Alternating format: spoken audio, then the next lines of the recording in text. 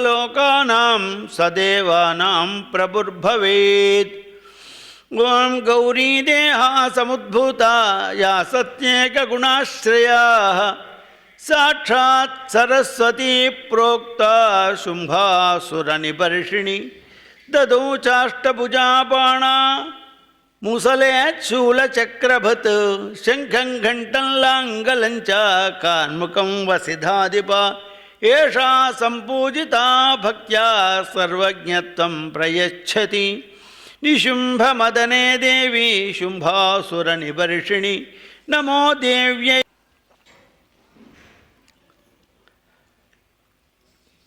ప్రియాత్మబంధువులారా, పవిత్రమైన పురుషోత్తమ మాసంలో పురుషోత్తమ స్వరూపమైన ప్రవచనాలను మనం శ్రవణం చేస్తున్నాం. ఇప్పుడు ప్రస్తుతం మనం మార్కండేయ మహాపురాణం, ఇదందరికీ దాదాపు కొత్త సబ్జెక్టు.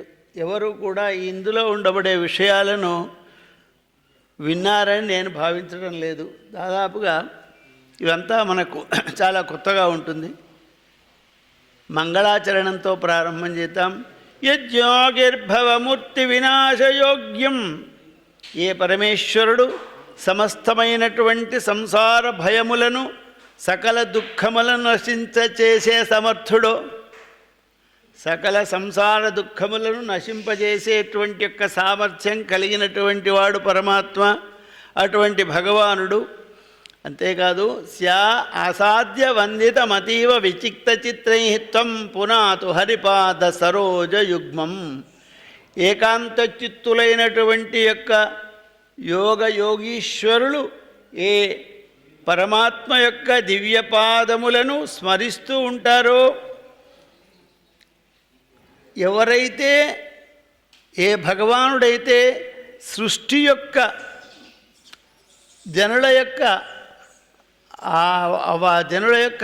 అభ్యుదయం కోసం, జనుల యొక్క కళ్యాణం కోసం అనేకమైనటువంటి రూపములతో ఆవిర్భవిస్తున్నాడో, ఎవరైతే కల్మషభేద తక్ష శిరోద కుక్షి పణిభోగ వినిష్టమూర్తిం, సమస్తమైన కల్మషములను దూరం చేసేవాడు, ఎవడైతే పాల సముద్రంలో ఆదిశేషుడి మీద పవళించినటువంటి యొక్క దివ్యస్వరూపమైన నారాయణమూర్తి ఉన్నాడో, అటువంటి యొక్క నారాయణమూర్తి శ్వాసావధూత సలితోత్కణికాకరాళ. ఆ పరమాత్మ యొక్క దివ్యస్వరూపం ఏ తృణమాత్రమైనా మన పైన పడితే అది అనుగ్రహింపజేస్తుందో, అటువంటి యొక్క ప్రాయాత్ ప్రనృత్యమివజస్య కరోతి సంఘాత్, అటువంటి జగద్రక్షకుడైన పరమాత్మ నారాయణమూర్తి మనల్నందరినీ రక్షించుగాక అని మంగళాచరణం చేసి, తపస్వాధ్యాయ నిరతం మార్కండేయం మహామునిం వ్యాసశిష్యో మహాతేజ జైమని ప్రత్యపృచ్ఛత. ఒకప్పుడు వ్యాస మహర్షి యొక్క శిష్యుడైనటువంటి జైమిని మహర్షి, వ్యాసుల వారు వేదములను విభాగం చేస్తూ 4 వేదములను 4 శిష్యులకు చెప్పాడు. ఎందుకు వేద విభాగం చేయవలసి వచ్చిందంటే, ఇప్పుడు ఈ పరిస్థితుల లోపల ఒక్క వేదం చదువుకునేందుకు 8 సంవత్సరాలు పడుతుంది. వేదము యొక్క అంగములను చదువుకునేందుకు సంవత్సరం పడుతుంది. వేద భాష్యం చదువుకునేందుకు 3 సంవత్సరాలు పడుతుంది. అంటే దాని తర్వాత క్రమ పద ఘన జట ఇవి చదువుకునేందుకు 3 సంవత్సరాలు పడుతుంది. 3 3 6 2 8 8 16. 8 సంవత్సరాల విద్యార్థిని మనం పాఠశాలలో అప్పచెపితే, వేద పాఠశాలలో అప్పచెపితే 16, 24, 25 సంవత్సరాలు. ఇది క్రమంగా చదివితే, ఇవాళ చెప్పిన పాఠం ఇవాళ అప్పచెపితే 25 సంవత్సరాలకు వాడి యువతలికి వస్తాడు. మరి ఇంకొక 16 సంవత్సరాలు, ఇంకొక 16 సంవత్సరాలు, 4 వేదాల కంటే 16 నాళ్ళు 64 సంవత్సరాలు వీడు చదువుకే పోతే, ఓ 10 ఏళ్ల పిల్లాడిని పంపిస్తే 74 ఏళ్ళలో ఇంటికి వస్తాడు. ఏం లాభం దానివల్ల? ప్రజలకు లాభం లేదు. అప్పుడు అందుకే వేదవ్యాస మహర్షి వేదములను 4గా విభాగం చేశాడు. 4 చేసినటువంటి వాడై వైశంపాయనునికి యజుర్వేదం అప్పచెప్పాడు, జైమినికి సామవేదం అప్పచెప్పాడు, పైలునికి ఋగ్వేదం అప్పచెప్పాడు. ఇట్లా 4 వేదాలు 4గురికి అప్పచెప్పి 4 చదువుకుంటారు. మనకు అవసరం పడ్డప్పుడు 4 వేదాలు చదువుకున్న పండితులను పిలిస్తే సరిపోతుంది. వీడిది చెప్తాడు, వాడది చెప్తాడు, వీడిది చెప్తాడు, మన కార్యక్రమం వెళుతుంది, లోకానుకారం జరుగుతుంది. ఎందుకు చేయాలంటే ఇందుకు చేయవలసి వచ్చింది. వేదములు ఒక్కటే, అనంత వేదములు ఒక్క రాశి. ఇట్లా ఒక వేద శాఖకు నేర్చుకొని ప్రవర్తకుడైనటువంటి వాడు జైమిని మహర్షి. మామూలు వాళ్లకు అనుమానాలు వచ్చుడు లెక్క కాదు. నాటువంటి వాడికి ఎటువంటి వాడికి అనేకమైనటువంటి అనుమానాలు వస్తాయి. కానీ జైమిని మహర్షికి ఒక అనుమానం వచ్చింది. ఏమిటి అనుమానం? అదరికన్నీ చదువుకున్నాడు గురువు గారి దగ్గర. కొన్ని ఎట్లా ఉంటాయంటే, గురువుగారిని అడగటానికి భయపడతాం. కొన్ని విషయాలు గురువుగారిని, ఆయన చెప్పిన దాన్ని ఇది ఎట్లా జరిగింది గురువుగారు అని అడగటానికి సంశయం అవుతుంది, భయం అవుతుంది, ఏమంటాడో ఏమో. ఇంకొకటి, వారు అందుబాటులో ఉంటారో ఉండరో. ఆ సమయంలో వారు అందుబాటులో లేకపోవచ్చు. ఎవరైనా మహాత్ములు మనకు వారి యొక్క సాంగత్యం ఏర్పడ్డప్పుడు మనకు కలిగినటువంటి యొక్క సంశయములను నివృత్తి చేసుకోవడం అనేది మహాత్ముల యొక్క పద్ధతి. అప్పుడు జైమిని మహర్షి ఒకసారి మార్కండేయ మహర్షి యొక్క ఆశ్రమానికి వెళ్ళి ఆయన అడుగుతున్నాడు, భగవన్ భారతాఖ్యానం వ్యాసేనోక్తం మహాత్మనః పూర్ణమస్తమలై శుభ్రై నానాశాస్త్ర సముచ్చయైః జాతిశుద్ధిం సమాయుక్తం సాతు శబ్దోపశోభితం పూర్వపక్షోక్తి సిద్ధాంత పరినిష్టా సమన్వితం త్రిదశానాం యదా విష్ణుద్విపదాం బ్రాహ్మణో యథా భూషణానాంచ సర్వేషాం యథా చూడామణి శ్రువరః. మహాత్మా మార్కండేయ, వేదవ్యాస మహర్షి మహాభారతాన్ని రచించాడు. ఆ మహాభారతం అటువంటి యొక్క గ్రంథం ప్రపంచంలో లేదు.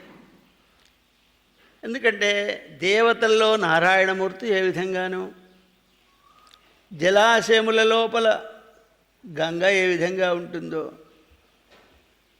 సకలమైన సిద్ధాంత శాస్త్రముల లోపల ధర్మశాస్త్రం ఏ విధంగా గొప్పదో, మానవులలో బ్రహ్మజ్ఞానం కలిగిన వారు ఏ విధంగా శ్రేష్ఠులు, అనేకమైన ఆభరణముల లోపల చూడామణి శ్రేష్టం. నెత్తిలో ఆడవాళ్ళు నెత్తిలో పెట్టుకుంటారు చూడామణి, అది శ్రేష్టం. అట్లాగే మహాభారతం సమస్త శాస్త్రములలో శ్రేష్టం.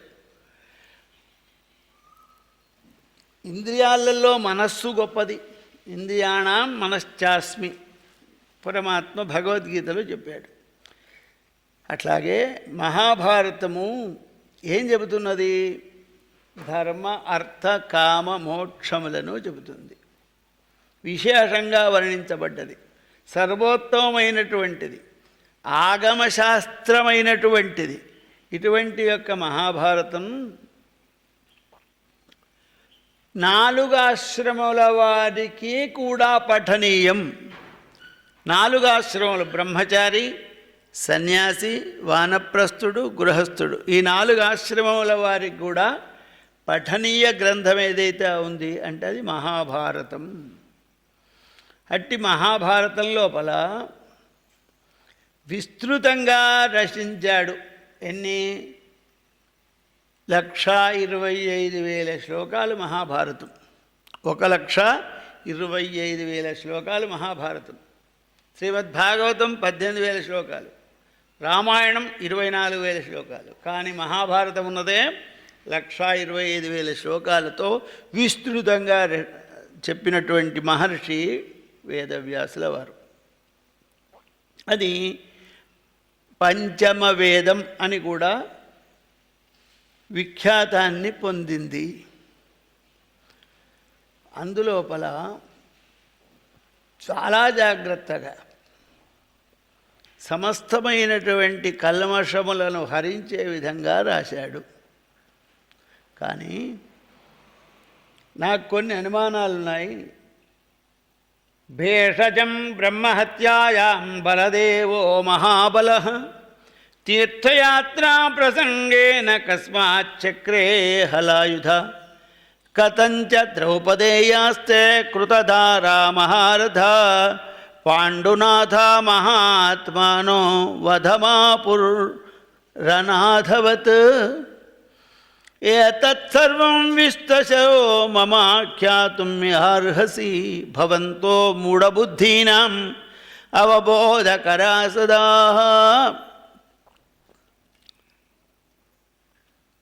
అనేకమైన దివ్య శబ్దములు కలిగి శృతి యొక్క అంటే వేదముల యొక్క అర్థములను ప్రతిపాదించేది, అనేకమైన రహస్యార్థములు కలిగినటువంటిది.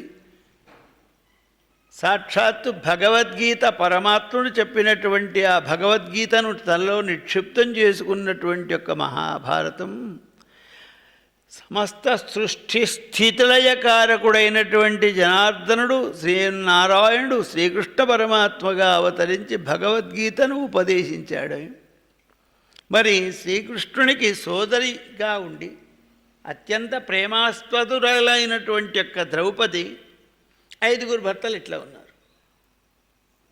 అందరికీ వచ్చే అనుమానం. అట్లాగే సాక్షాత్తు ఆదిశేషుని యొక్క అంశ. మనం దశావతారాలలో కొంతమంది కృష్ణుణ్ణి చేర్చరు.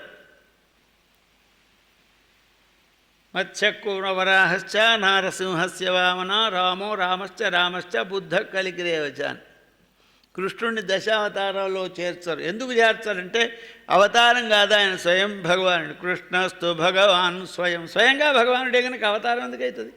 అంశావతారం ఆవేశావతారం కాదు, ఆయన స్వరంగా భగవానుడే. సరే, దానికి చెబుతారు కనుక అవతారమూర్తి అయిన బలరామునికి బ్రహ్మహత్యాపాదకం ఎట్లా వచ్చింది? ఇవి నాకు అనుమానాలున్నాయి. అట్లాగే పాండురాజు ఇంత గొప్పవాడు, ఎవరు దిక్కులేని వలె అనాథగా ఎందుకు చేయవలసి వచ్చింది? అట్లాగే ద్రౌపది పుత్రులు ఉప పాండవులు చిన్నవాళ్ళు కదా, వాళ్ళు ఎందుకు చావలసి వచ్చింది? నిజంగా ఒక చిత్రం ఏంటంటే మహాభారతంలో సౌప్తిక పర్వంలో మహాభారత యుద్ధం అయిపోయింది. దుర్యోధనుడు తొడలు విరిగి రణభూమిలో పడ్డాడు. ఎవడు లేడు, మిగిలిన వాళ్ళు 3.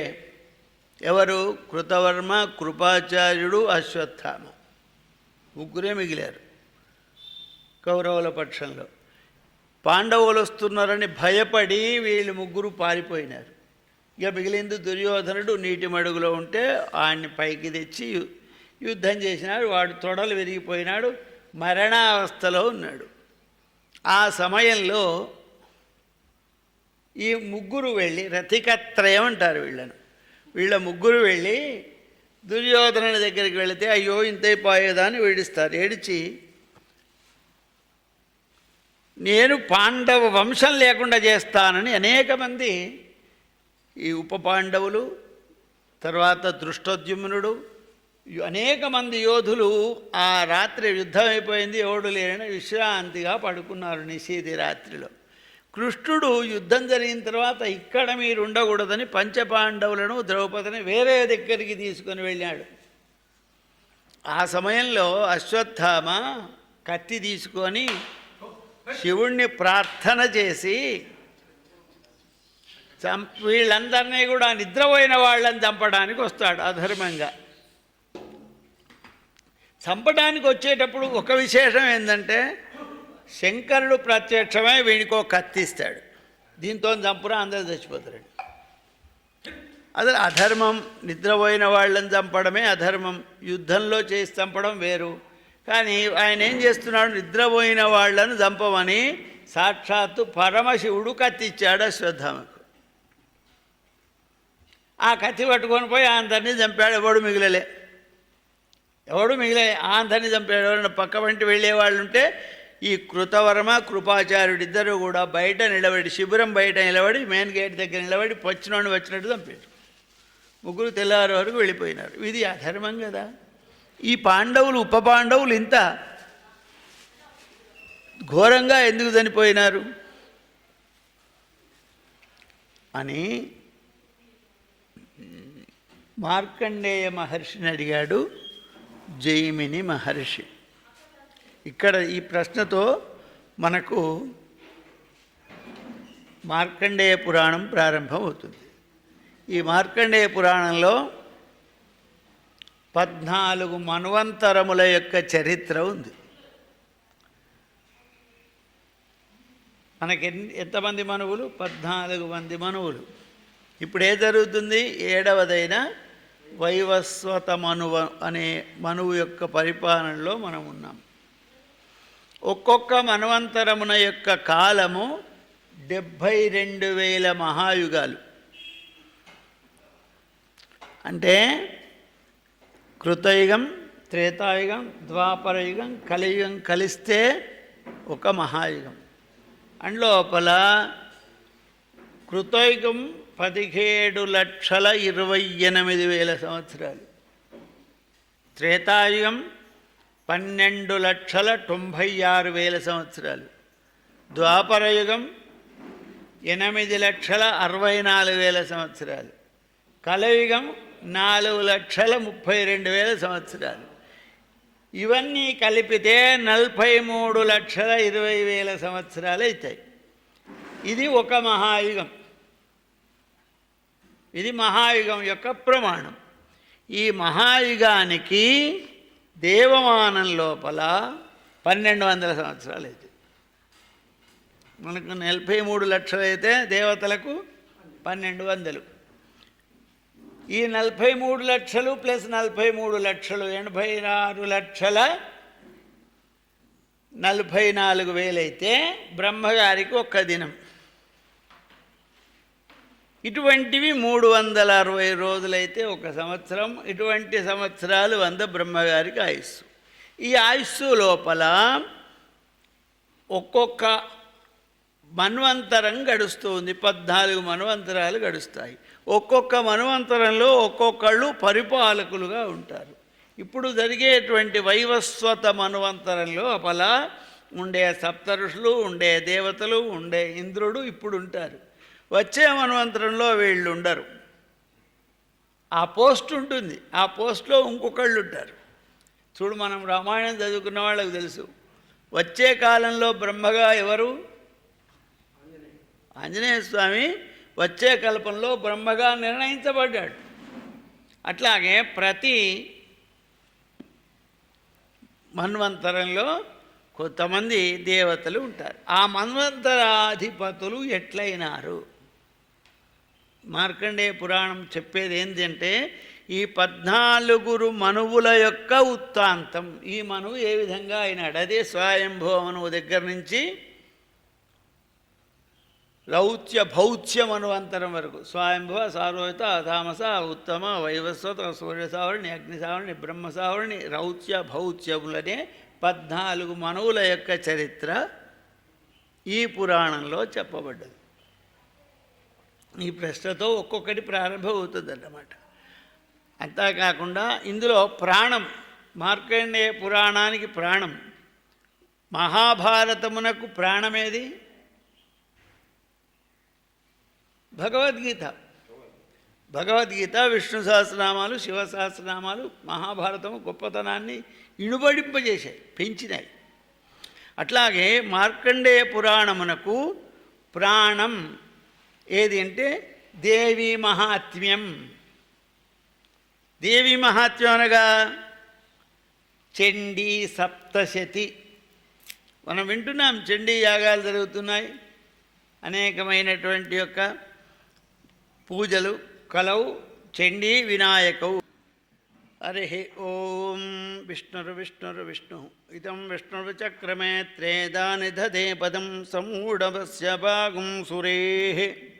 ఈ విధంగా దేవి మహాత్మ్యం అనే సప్తశతి 700 శ్లోకములు మనం చండీ హోమాలు చేసినా, ఆయుత చండీ చేసినా, శత చండీ చేసినా ఇవే మంత్రములను మనం చెప్పుకుంటాం.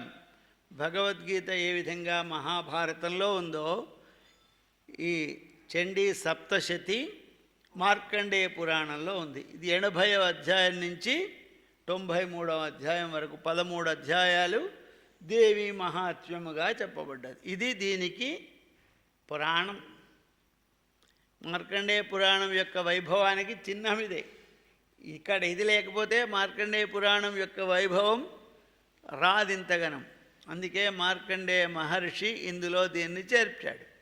వేదవ్యాసుల వారు మనకిచ్చారు. ఇప్పటి ప్రశ్నలకు మార్కండేయుడు ఒక విచిత్రమైన సమాధానం చెప్తున్నాడు. ఇతి తస్య వచ శ్రుత్వా మార్కండేయో మహాముని దశాష్టదోషరహితో వ్యక్తుం సముపచక్రమే క్రియాకాలోయమస్మాకం సంప్రాప్తో మునిసత్తమా విస్తరే చాపి వక్తవ్యే నేషకాల ప్రశస్తతే తే వక్ష్యతే ఏతే తు వక్షంతి వక్ష్యేద్య తానహం జమినే తవ తథా చ నష్టతే సందేహం త్వాం కరిష్యతి పక్షిణః.